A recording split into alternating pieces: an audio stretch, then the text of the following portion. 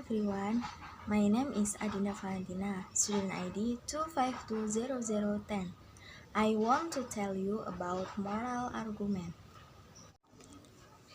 Constructing moral argument. Constructing a moral argument is like constructing any argument, except at least one of the premise must be perspective. As with other arguments, begin by clearly identifying the issue. Let's use a sample example. You ride to class with one of your friends. While pulling her car into a parking spot, your friend grabs the fender of another car. Suppose she starts to pull out and lift the scan of the sedan.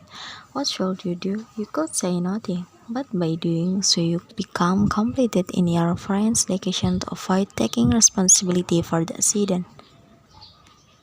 Membangun argumen moral. Membangun argumen moral adalah seperti membangun apapun argumen, kecuali setidaknya salah satu premis harus bersifat menentukan, seperti argumen lainnya. Mulailah dengan jelas, mengidentifikasi masalah.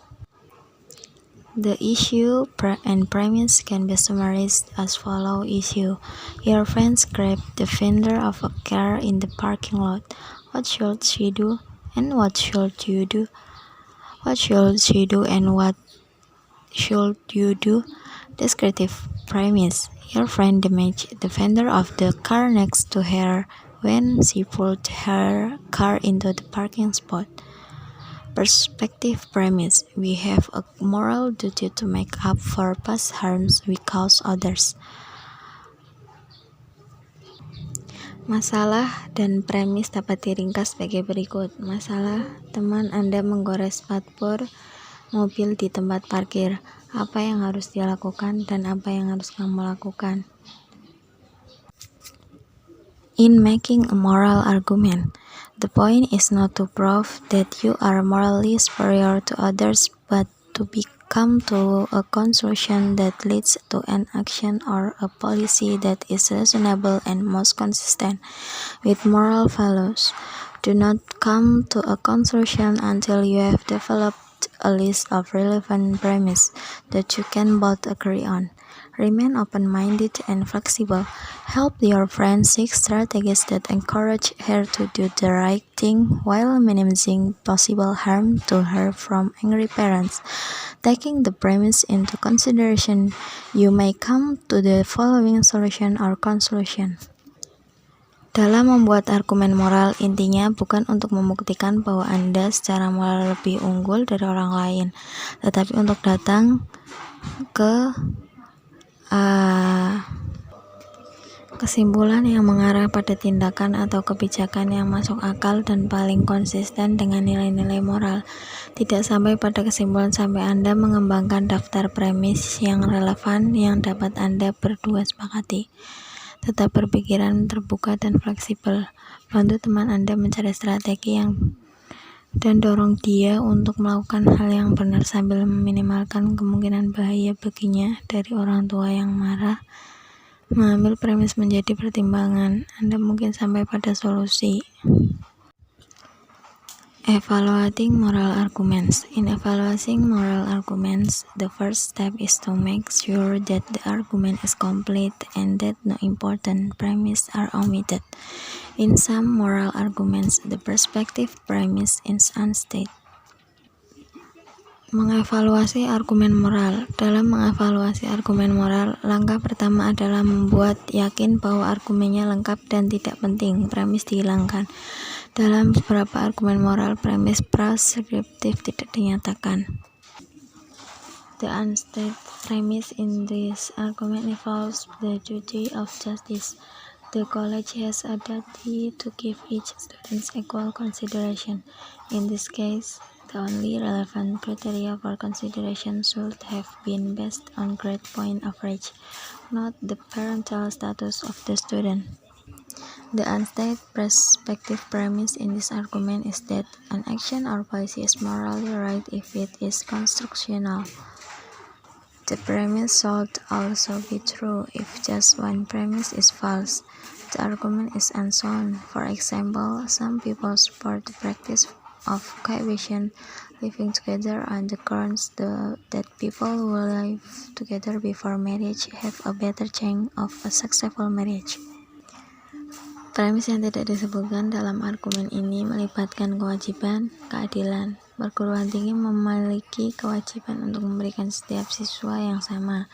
Pertimbangan dalam hal ini satu-satunya kriteria yang relevan untuk pertimbangan seharusnya didasarkan pada nilai rata-rata, bukan status orang tua siswa. Premis perspektif yang tidak dinyatakan dalam argumen ini adalah bahwa suatu tindakan atau kebijakan secara moral benar jika itu konstitusional. Premis juga harus benar. Jika hanya satu premis salah, argumennya tidak masuk akal. Misalnya, beberapa masyarakat mendukung praktik living together dengan alasan bahwa orang yang hidup bersama sebelum menikah memiliki peluang sukses yang lebih baik pernikahan. Namun, penelitian tidak mendukung klaim ini. Tingkat perceraian sebenarnya jauh lebih tinggi di antara pasangan menikah yang hidup bersama sebelum menikah atau bertunangan. Resolving moral dilemmas. A situation in which we have a conflict between moral values is known as a moral dilemma. No matter what solution you choose, it will involve doing something wrong in order to do what is right. We don't have a moral dilemma when the conflict is between moral values and non-moral values, such as popularity or economic success. Solutions to moral dilemmas are not right or wrong, only better or worse.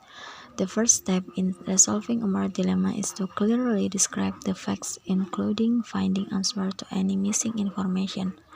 Next, list the relevant moral principles and corners. We have a duty to respect life, as well as a duty non-malevolence, not to cause harm or to minimize harm.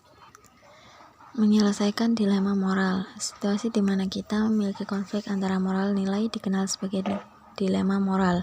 Tidak peduli solusi apa yang Anda pilih, itu akan melibatkan melakukan sesuatu yang salah dalam perintah untuk melakukan apa yang benar. Kami tidak memiliki dilema moral ketika konflik antara nilai-nilai moral dan non-moral, nilai-nilai seperti popularitas atau keberhasilan ekonomi. Solusi untuk dilema moral tidak benar atau salah, hanya lebih baik atau lebih buruk.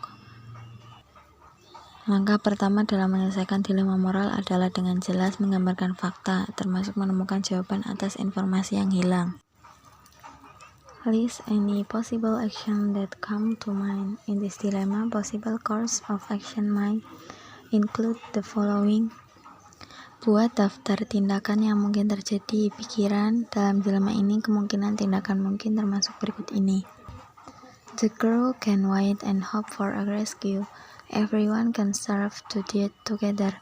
Everyone can commit suicide together. The crew can eat the first person of this who dies. The crew can kill and eat the weakest person. The crew can kill and eat the person with the least social utility. Someone can volunteer to be killed and eaten. The crew and draw lots to see who gets eaten. Yang pertama, para kru bisa menunggu dan berharap untuk diselamatkan. 2. Semua orang bisa mati kelaparan bersama. Yang ketiga, semua orang bisa bunuh diri bersama. Yang keempat, para kru bisa memakan orang pertama yang mati. Yang kelima, para kru dapat membunuh dan memakan orang yang paling lemah. Yang keenam, kru dapat membunuh dan memakan orang dengan sedikit utilitas sosial. Yang ketujuh, seorang dapat secara sukarela dibunuh dan dimakan. Yang terakhir, para kru dapat menggambar banyak untuk melihat siapa yang dimakan.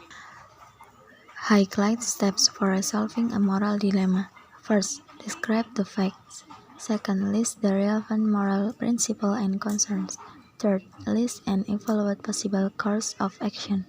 4. Devise a plan of action. 5. Carry out the plan of action.